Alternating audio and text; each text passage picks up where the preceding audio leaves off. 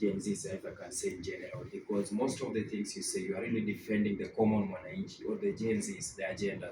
I don't know, most people say that you are also just a busybody. Once you also become at the top, you will be, because we see the president, they say that the president, when was campaigning, he promised us several things, and it was with common Mwananchi, especially the border border, the mama boga. That's the same thing that Mr. Onyonka is doing. Is this that you are just your character, or Mr. Onyonka will change one day if he becomes a repeat president? I think that's a good question. Yes. Yeah, first I want to introduce myself. Yes. My name is Richard Onyonka, Senator of Kisii County, Yes. in the Senate of the Republic of Kenya. I don't think I do what I do because of any particular reason, leave alone self-interest of wanting to become anything. First of all, I love my job. I've been given a job that is very special because you're allowed to speak on national issues, you're allowed to speak on county issues. To be honest with you, in the process, because after being an MP for many years, it's like I graduated onto university from secondary school. I'm able now to look at Kenya differently. The issues which are outstanding for me, they're very clear. And maybe it is because I've been in the Kenyan political class for close to 30, 40 years. And as a result, because I started my politics when I was a very young boy, as a result, I began to ask myself, why do we repeat the same mistakes every 20 years? Why is it that in Kenya, Kenyan vice presidents have always had a fight? Go to Kenyatta and Jaramogi, get out of there and come to Moi and Kenyatta, Jaramogi, Murumbi. Then you come to Moi, who comes to Professor Njoroge, who comes to Saitoti, who comes to name them. Then they were always either being fired or hired on the highway. Yes. Then the 2010 constitution came. Then I saw Kibaki, who was really a good president, but more low key and very calm. He also had a fight. This time it was not him and his vice president who was Kalonzo, but it was him and Raila who was in the coalition government. Then you move to Uhuru and Ruto.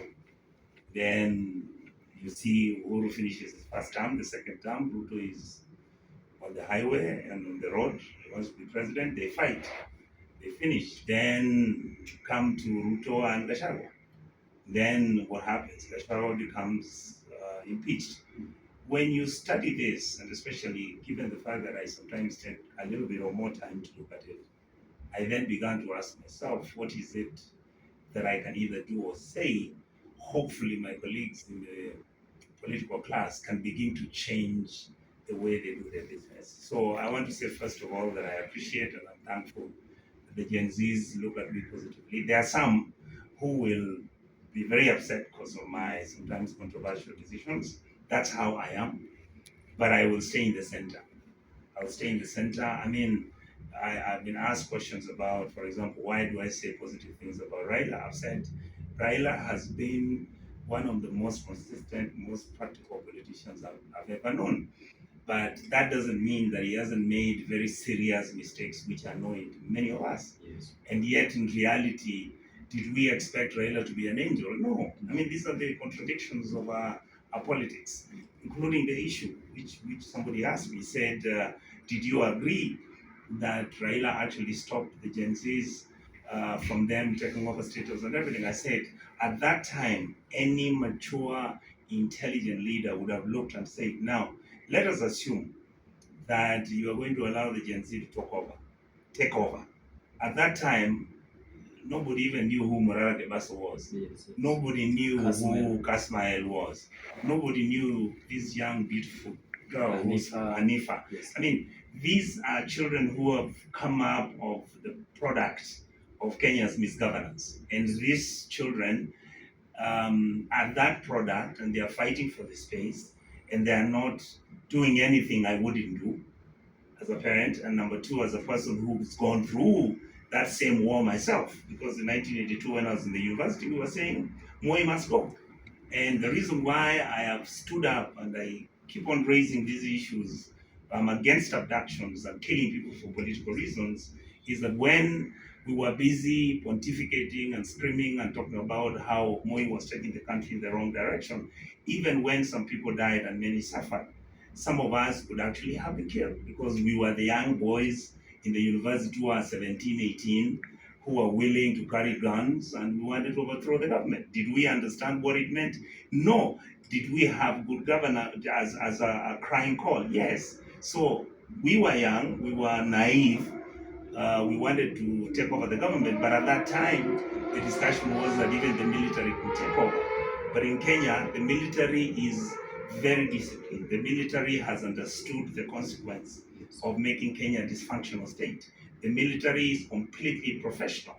They know their rules, they know the importance, they know the significance. So they're very careful how they handle our bad politics. Exactly. And Mr. Onyonka, before I come back to the DP thing, there is Yes. something you mentioned that's very critical about the DP system in Kenya. Yes. But before we go to that, can you comment something about Raila Amolo Odinga? People think that he took advantage over the Gen Z's protest. Some people think that, the Right Honorable Babu Owino Yes. posted that this is also another long con. Some people posted that, let me just use this word, not from me, but like really is just a perennial loser. What can you comment about this AUs? I wouldn't want you to dismiss anything. The Kenyan politics we have right now is a politics of betrayal, deceit, lies, and indeed politics which is based on untruths. And yet, in reality, because of the social space that we occupy, you people know who we are, you understand what we do, you, I believe, know what everybody believes in. I think the decision for Raila to go for the AU seat was, to me, not necessarily a bad idea. But just like Babu Owino, the point I am reiterating and the point I am making is that some of us believe that there was some homework and thorough homework which should have been done to make sure either Raila is sure that if he runs, he will win, or if he realized that there is going to have a challenge, he could even have pulled out of the race without announcing himself. Remember, there is a story that comes up and says that, in fact, the first candidate who was supposed to run at that time may not necessarily have been Raila. Some people are saying that that candidate was actually going to be Uhuru. All right? If that was the case, what then happened? Did it create a conflict of interest between Raila's position, William's position, and Uhuru's position? And don't forget, Uhuru was an outgoing president who had just been out of power, who was actually supporting Raila to win his presidency. And then he finds himself in a situation whereby the man who defeated Raila and Uhuru together to become president, William Ruto, has now gone and picked this Raila whom he defeated legally or otherwise, and he has brought him and they're working together. Now, when those things happen under the Kenyan context, they are very complex to handle. It is very difficult to know who's telling you the truth. So to me, the way I play my politics and the way I understand Kenyan politics, listen to all the sides and see which one makes sense. Not which one is true, because you may never know the truth. Yes. Which one makes sense. And that is where I sit.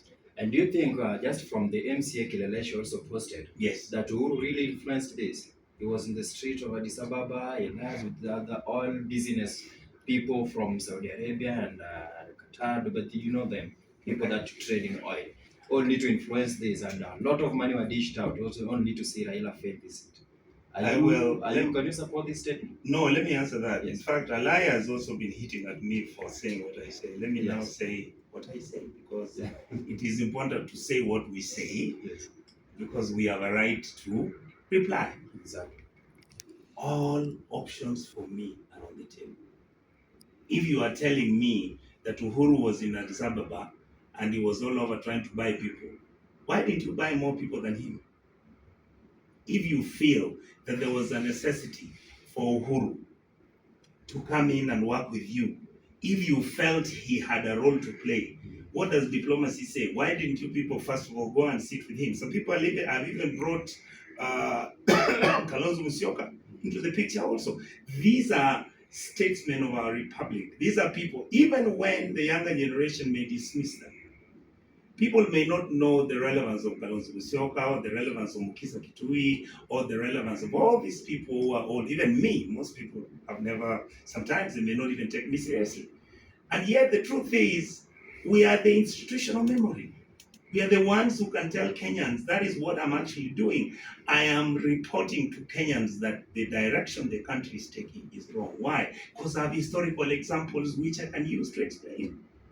All right. So when you have these contradictions between some people raising the issue saying, oh, this thing, as far as we are concerned, Raila was lied to and everything. Let us assume he was lied to. Let us assume. And the people saying that are the ones who are supporting him and the ones who went with him, even some of them to Addis Ababa. Couldn't you people have done a better job? All right? I mean, because the contradictions and the issues which are coming up, the geopolitical numbers were being discussed amongst the groups. Right now, Africa is very, very sensitive to various issues. In South Africa, the government there, Zuma, is trying to do what was impossible to do by Mandela, agreeing to change the land tenure system so that he can correct a historical injustice to the people of South Africa, where the Mzungus have kept most of the land and the Africans only keep 9% of their total land. That is a very sensitive and complex issue. And yet, South Africa has gone to International Criminal Court and has filed a case against Israel for having attacked Hamas and everything. Of course, we know that Hamas is the one which attacked Israel, and that is how the conflict came. But when you are seeking this position, those are the sensitivities you manage. How do you talk to Zuma and explain to him why, as the Kenyan team, did you make the decision of pronouncing Israel, even when you know that we have Muslims in Kenya and we have Muslims globally who are challenged, who have an issue with the relationship between Israel and Palestine, the Arab world versus the non-Arab, the Christian world versus the Islamic world. So if you don't understand the complexity of those issues, then you simplify them. Then you start simply. That's why you hear people saying, "Oh, the guy of NIS is actually a warrior and is a Muslim and he betrayed us." Yes. That is so simplistic. Some people calling for his resignation. No, that is simplistic. Completely simplistic. That was not his job.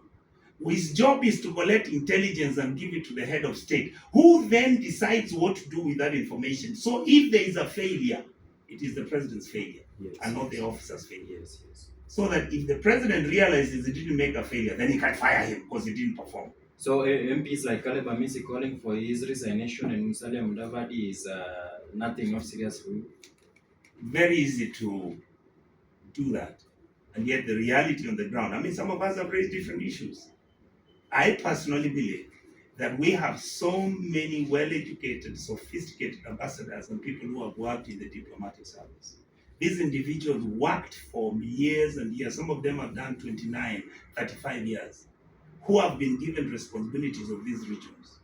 There are individuals who will sit with you and talk about South African region, the SADC region. They'll give it to you from 1963, how it came around, what has been happening, why Tanzania is in SADC and it is in EAC, which is something that most people are saying you can't be in two blocks, and yet it has survived. You must understand why Congo is in SADC, and that is purely because of Angola and Mozambique, which are two countries that have their own issues, but from the other side, they have an interest which they have been protecting for the African community. They have geopolitical and their minerals.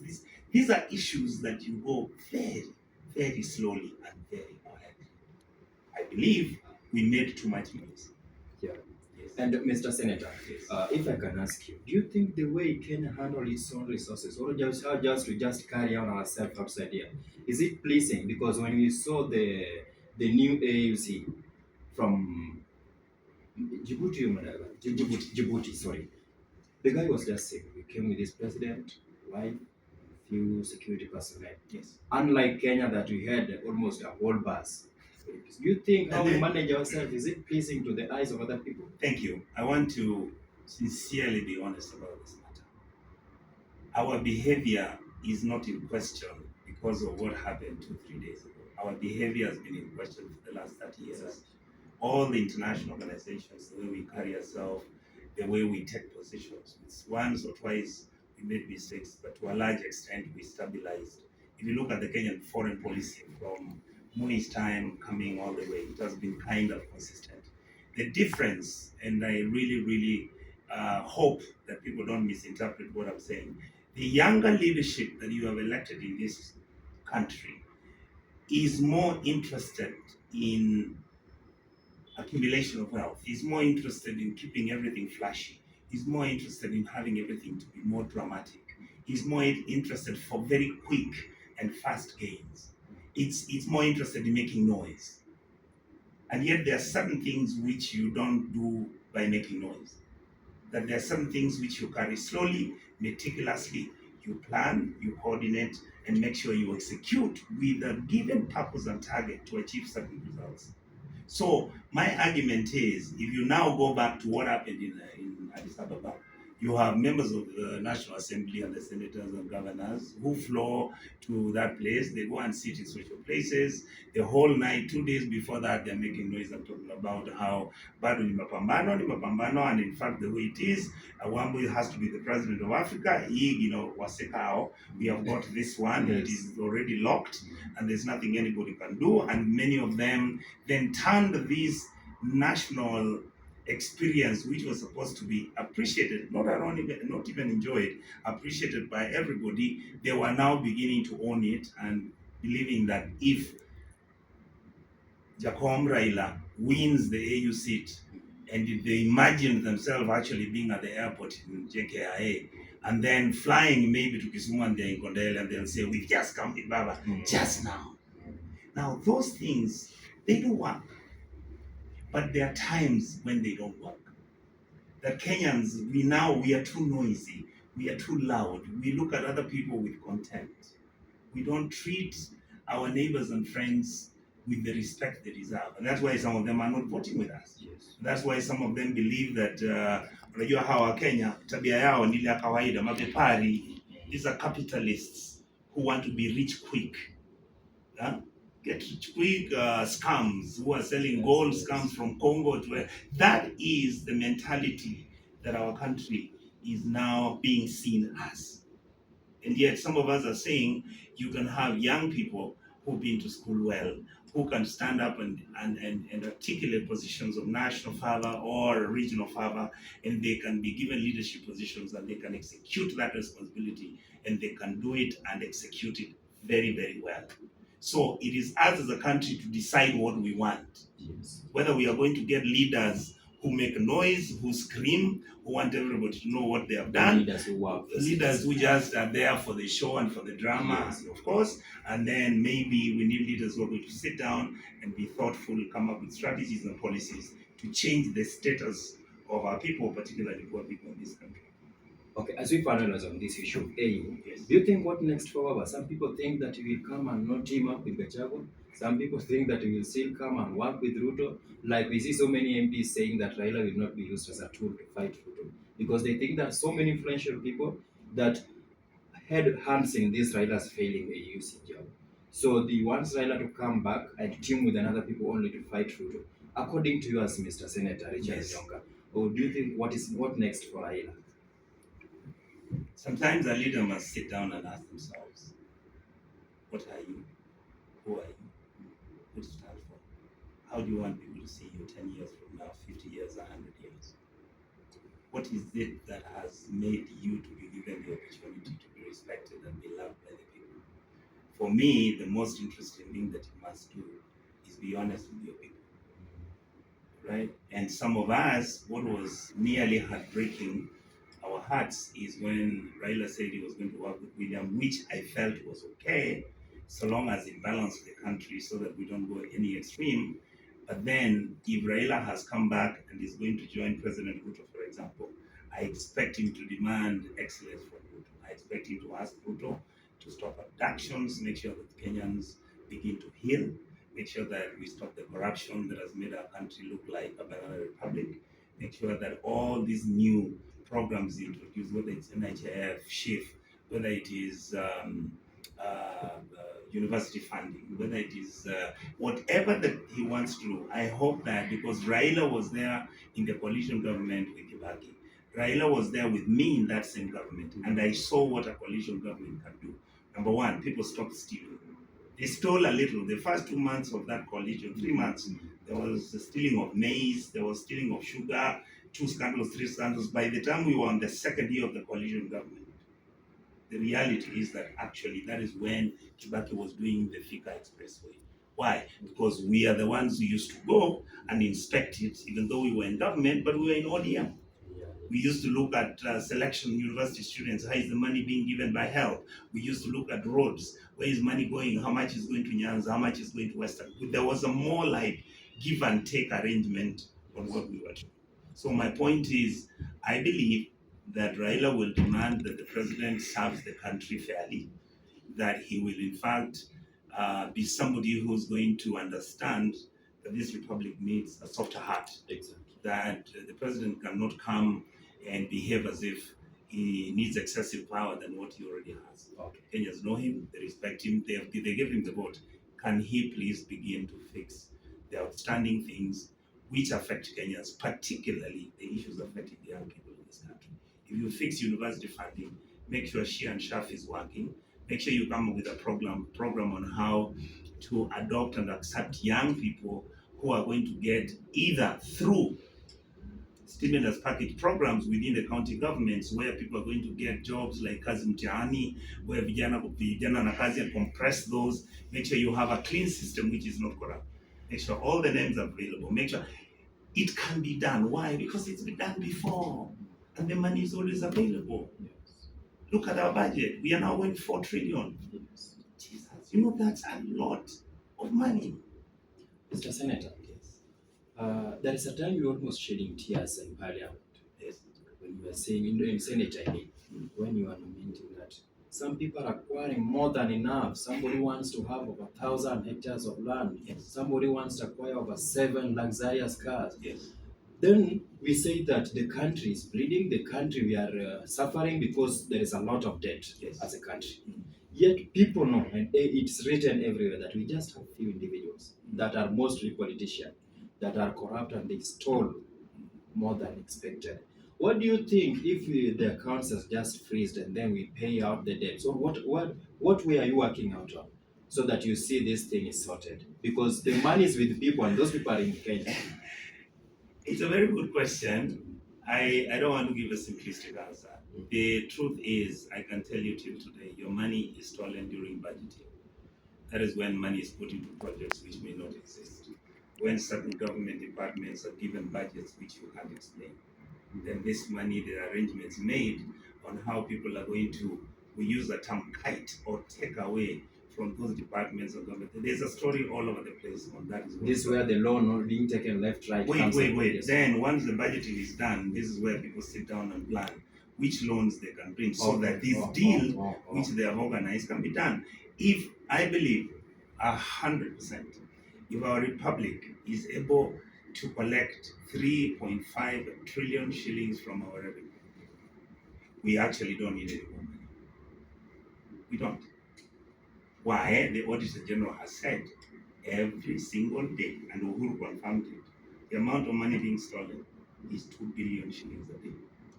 Times 365 days, you're talking about close to 700 billion shillings. Is eaten. So the president who's coming, whoever it is, and I hope William Ruto realizes this, that the most important job, and I want Kenyans to understand, without fixing the corruption in our republic, and I can run you through everything in this republic, where corruption hands up, where billions of shillings are being stolen.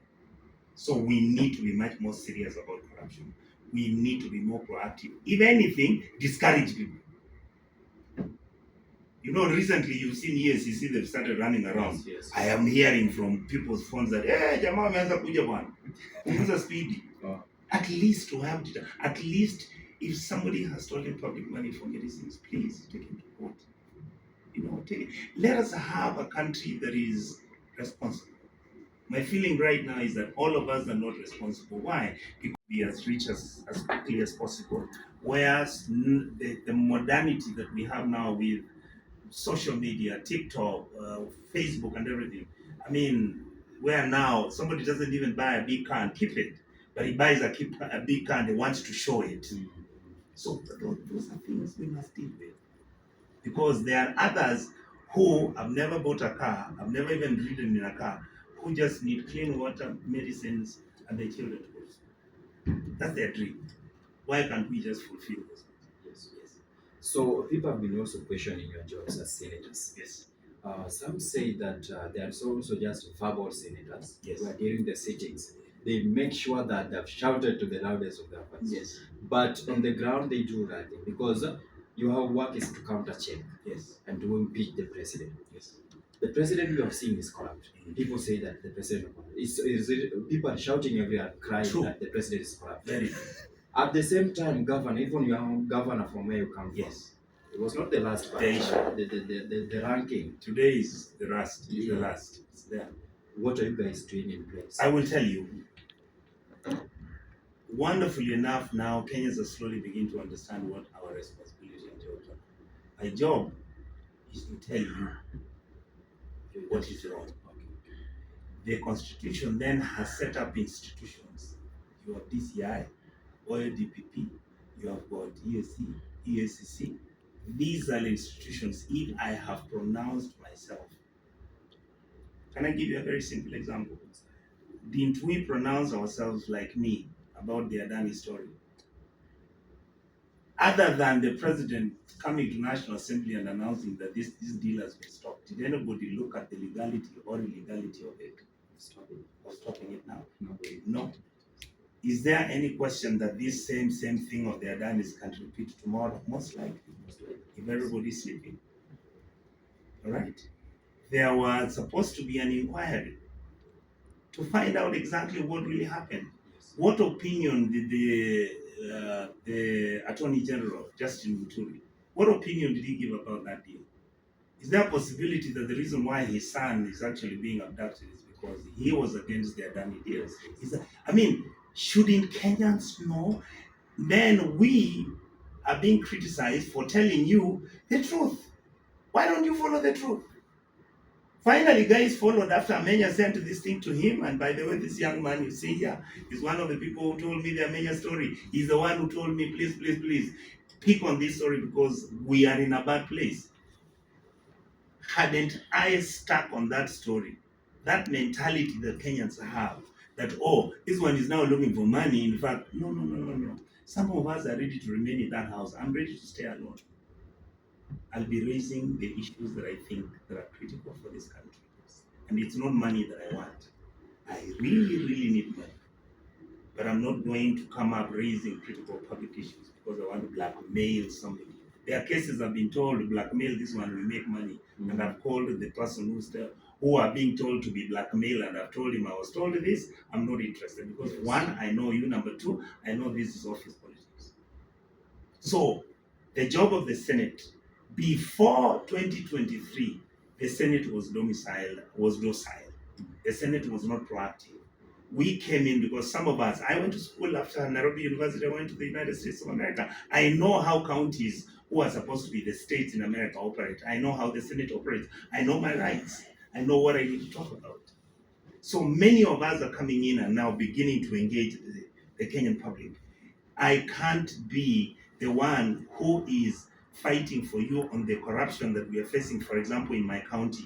Then you ask me why I don't have money, and my salary right now is about 726,000. If you remove my loans and everything, you expect me to have money whereby I'm going to do projects, go and attend funerals, make sure I go for fundraisings and have all that. It means tactfully, the system we have in Kenya is deliberately set up in such a manner that I must participate in corruption to continue with my political life. And what we are saying is, I don't have to give the public any money. I don't have to go to my village in Kisi. If I'm able in good faith, yes, I can donate something small, that is okay. But people must understand that my job is to say what is wrong. And not disrespectfully, but very factually, very honestly, and very sincerely, in that I expect that those who are in power, responsibility has been bestowed upon them. I expect them to work hard for our country, to move like other countries so that we can pick our poor people from the poverty and the corruption that exists today. Okay, just the last question, Mheshimiwa. Yes. Honorable Richard Onyonka, we always believe here in Kenya. Yes. that our second Messiah. And it was said that money was dished out. Thank you Are very you one much. of them that Yes, was in the budget? I voted against Mzee Gachagua. But I told the Gen Zs this, and I want to say to you, who was the first member of the Senate who raised Gachagua's behavior in that Senate? One check. I'm the one. Yes. I went on TV. I said, Richard, this gentleman is talking about percentages. We have a nation state which must share the cake equitably. Why is he saying that these people went and wrote percentages and they're sharing the cake? the share, yes, you have to. Exactly. The shares maneno says. Exactly. Number two, people expect me to have known that at that time, as we were fighting, and I'm in the opposition, what were we fighting about? Of course, we are fighting the government in office.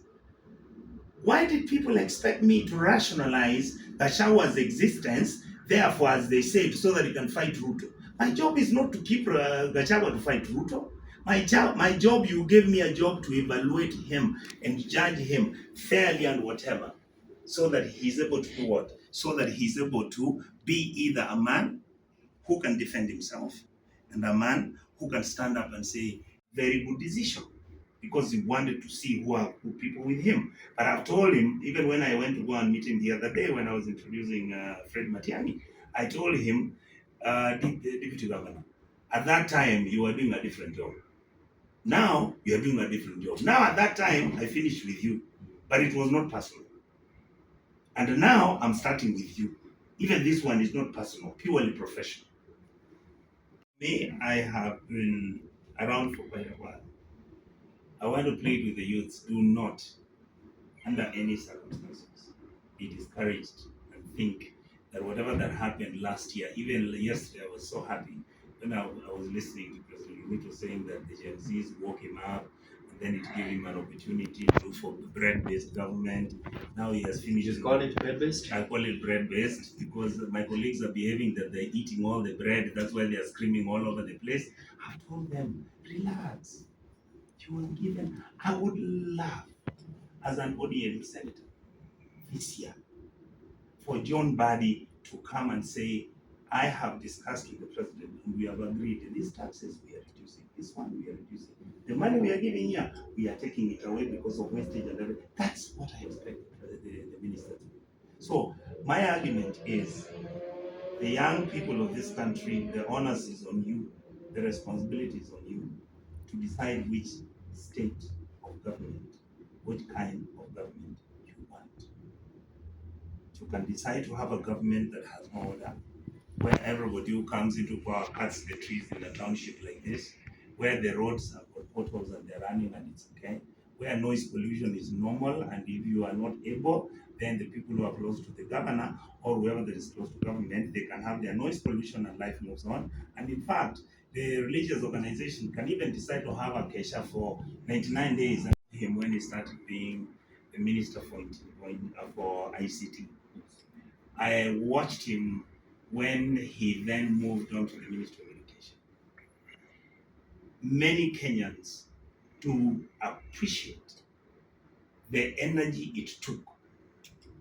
The energy it took. In fact, there was a time when I was sitting through, and this story, it was Fred Matiang'I was telling me the story how the current president, who was then a vice president, how his son, one of his children, I can't remember who it was, had actually come and told the father that, you know what, Daddy, yes, you see my friend that I work with, yes, he actually got an A, but it wasn't genuine. So the guy has been in school for 3 years, he can't get a grade. So that is how the current president and Uhuru decided to tell Matiang'I to fix the mess, because the leadership realized their own children are now going to be having fake results. You're going to have a son who tells you he's a doctor and he has got a D minus and yet he has got an A, he's going to medical school. God forbid somebody bribes or whatever happens, he goes and gets that degree, and you are the father and supposed to treat you, and he misdiagnoses your disease. We should take good examples globally, like what Rwanda has done. Every single school in Rwanda is a public school. There are only schools which have been left, about 6. They are schools for international schools because of the international community there. Why can't we have that policy as a government? Let my children, as Richard Onyonka, if I'm in this republic, leave alone being a senator. How can we make my local school in a place where I was born called Soko Primary be a school that can perform as good as the school in Lagata Primary or Lavington Primary? How can we change our medical services to be available for the people who are vulnerable, people who earn a salary of 200 shillings a day? How can they be able to have 300 shillings when somebody has got malaria and there's an outpatient case, they can go and they are treated by paying 10? These things have worked before. These are the systems we have destroyed deliberately. We are destroying the judiciary, where we don't honor, all right? We don't honor court orders. I mean, a ruling is made on what the National Assembly and the Senate are supposed to do. Who is